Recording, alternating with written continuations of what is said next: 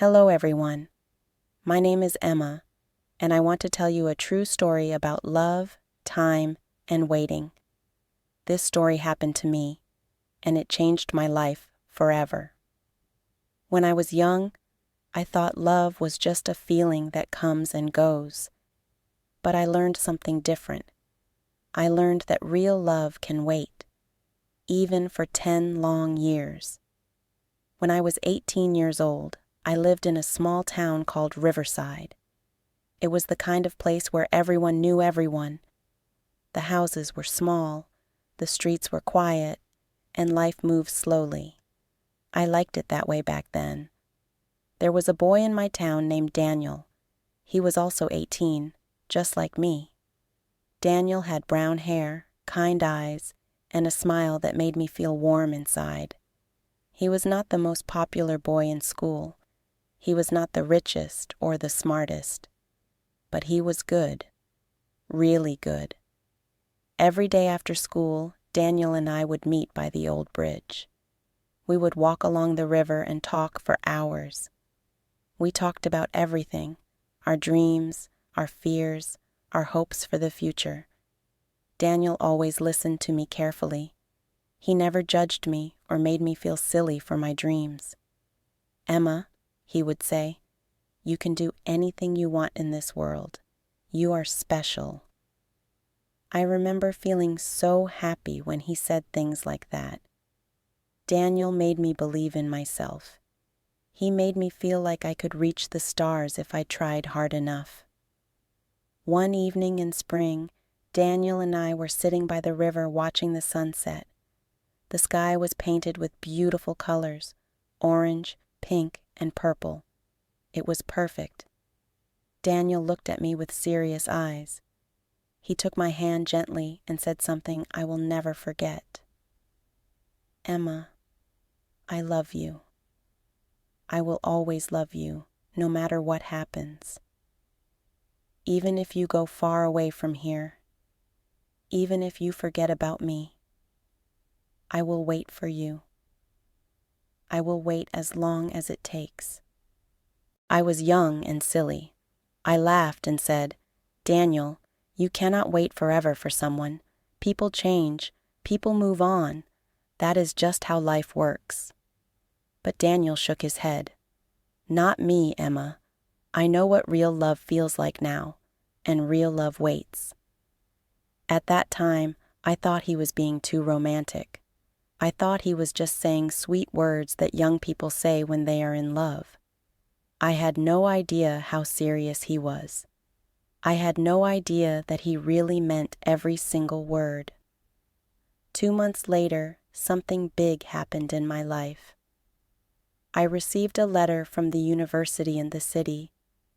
They were offering me a full scholarship to study business. This was my dream come true. I had always wanted to leave our small town and see the big world outside.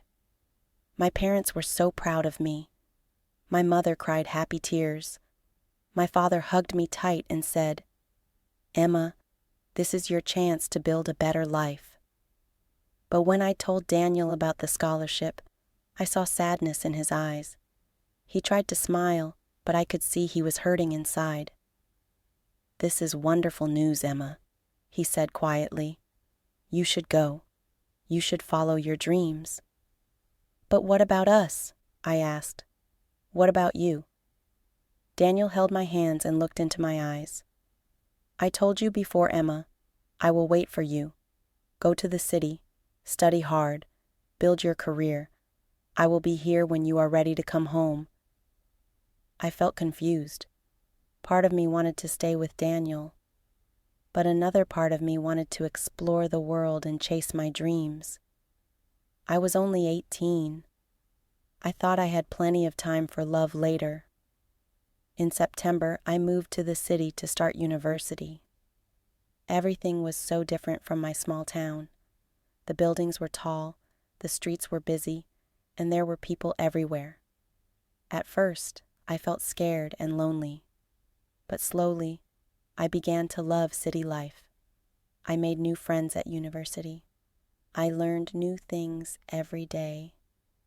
I discovered that I was good at business and marketing. My professors said I had talent and a bright future ahead of me.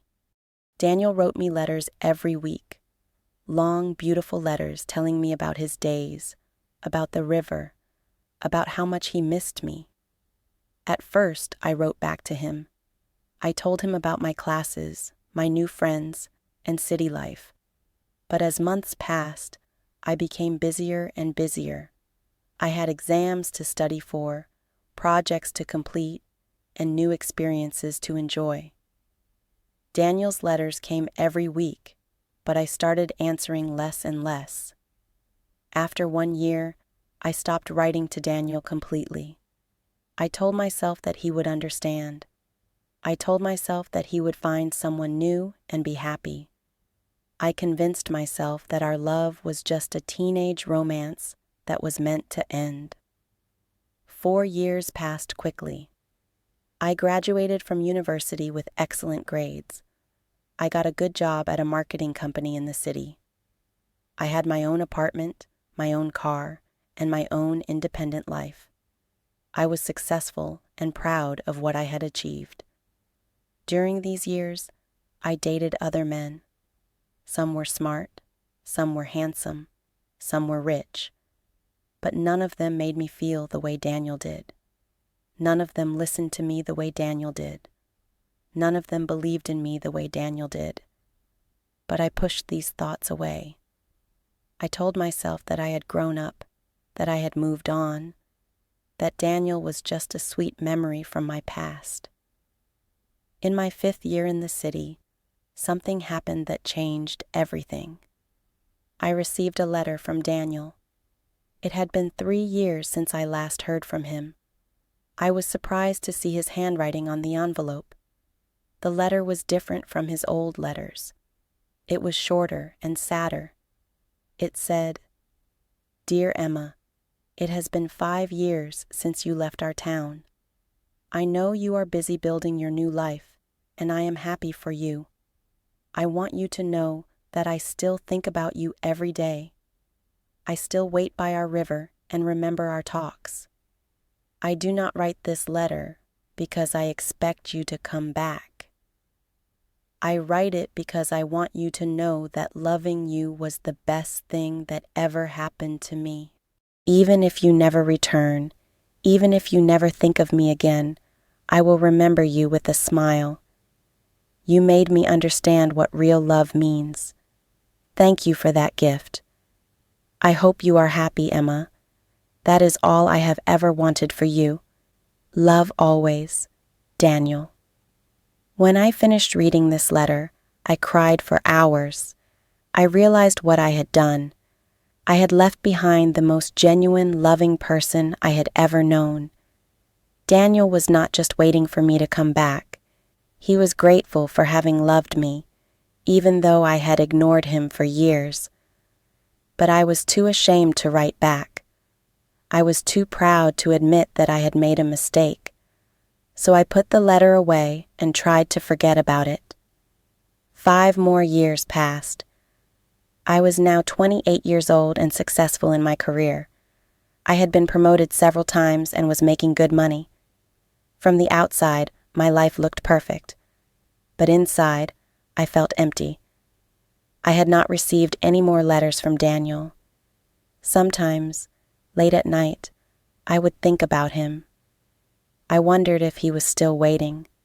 I wondered if he had finally found someone else to love. One weekend, I decided to visit my hometown. I had not been back for 10 years. My parents had moved to another city, so I had no reason to return. But something was calling me back to Riverside. When I arrived in my old town, everything looked smaller than I remembered.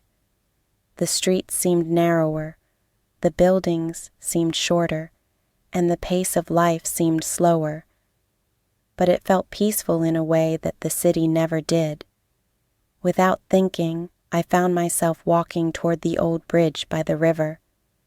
This was the place where Daniel and I used to meet every day. This was where we shared our dreams and made our promises. As I walked closer to the bridge, my heart started beating faster. I did not expect to see anyone there. It was just a quiet Sunday evening.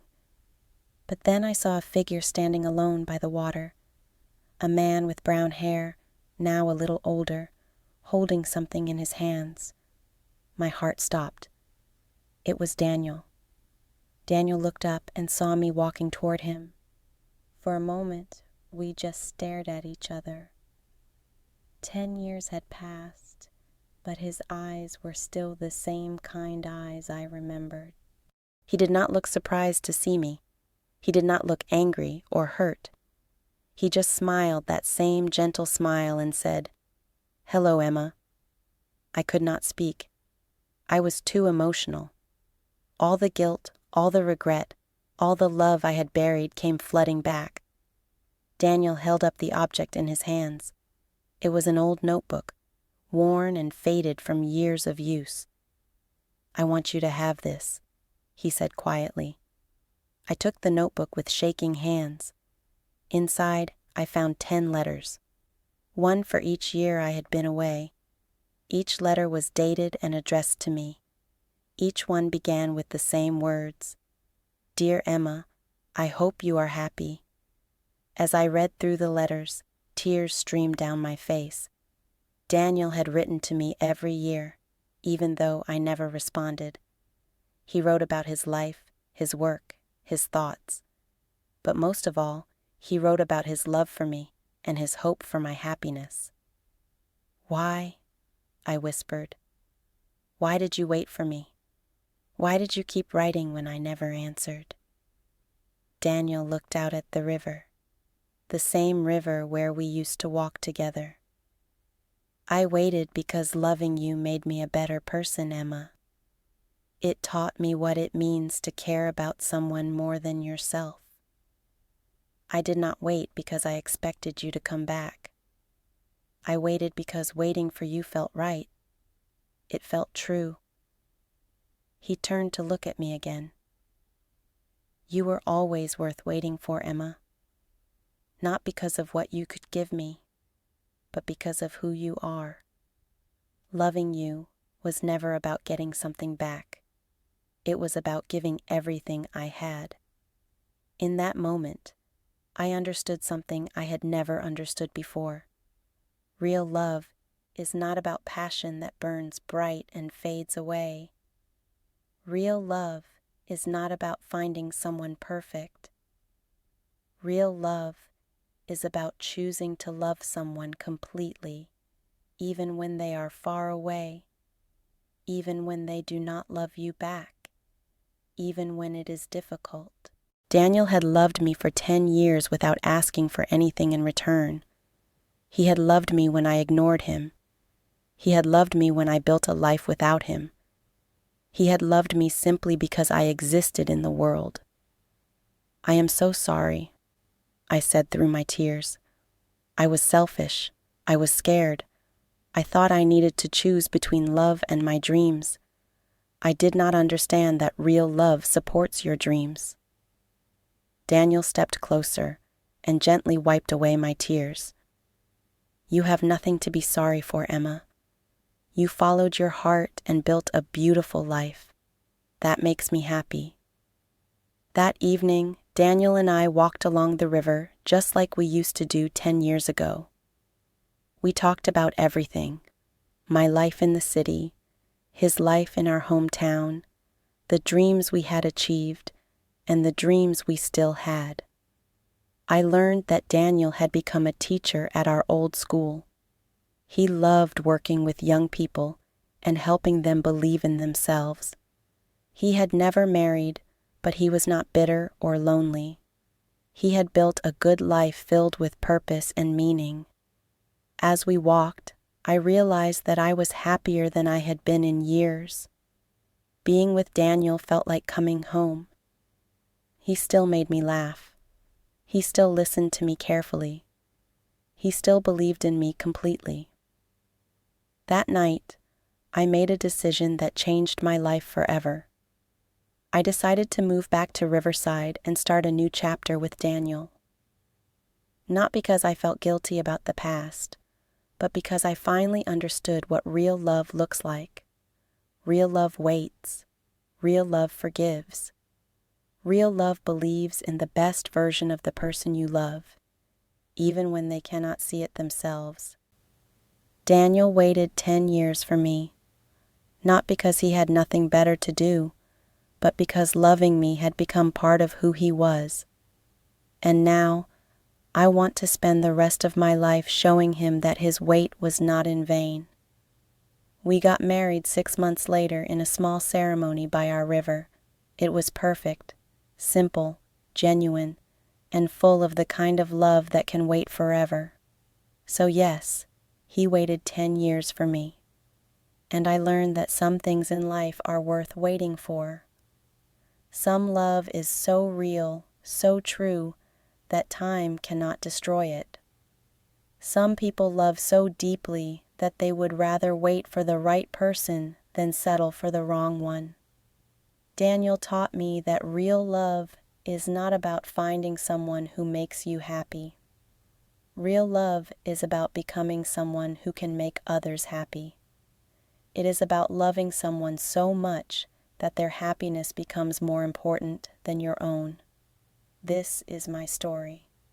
This is what I learned about love, about waiting, and about the kind of person I want to be. I hope it inspires you to recognize real love when you find it, and to be the kind of person who deserves to be waited for. Thank you for listening to my story. Remember, real love always waits, and real love is always worth waiting for.